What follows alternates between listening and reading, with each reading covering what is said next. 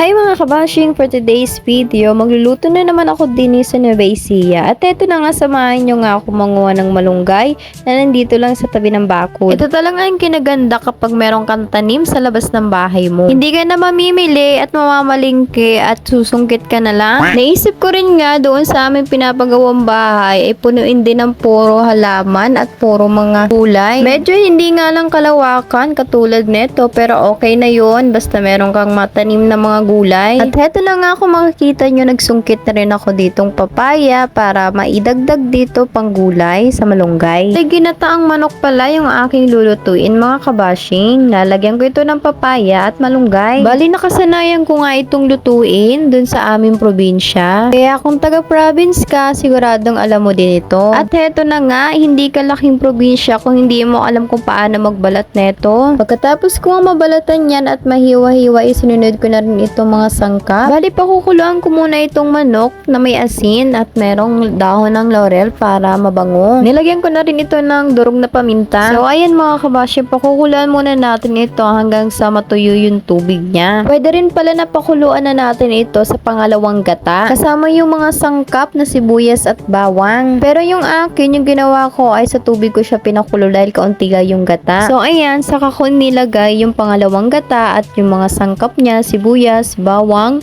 luya, at sili. So, ayan, pakukuluan lang natin ito ng bahagya at syempre para mas mabango at masarap ay nilagyan ko nito ng tanglad. So, ayan, bago pa nga tuluyang matuyo ito ay nilagay ko na yung papaya na hiniwa ko. Pwede rin natin dagdagan ng kaunting tubig kung talagang tuyong-tuyo na at hindi pa luto itong papaya. Ayan, kaunting pakulo na lang. Kapag medyo bumaba yung tubig, ilagay na natin yung unang gata na siyang nagpapasarap kapag marami yung gata niya. So, ayan, pakuluan lang natin ng bahagya hanggang sa maluto itong gatang nilagay ko. Bali, sa labas pala ako nagluluto mga kabashing, kaya kung mapapansin nyo, ay maganda yung lighting niya. Char. So, ayan mga kabashing, bago pa man ito matuyo, ay nilagyan ko na rin ito ng chicken cube at ilalagay ko na rin dito yung malunggay na hinimay-himay ko kanina. So, ayan, sa tingin natin, akala natin ay ang dami ng malunggay, punong-puno, pero ayan,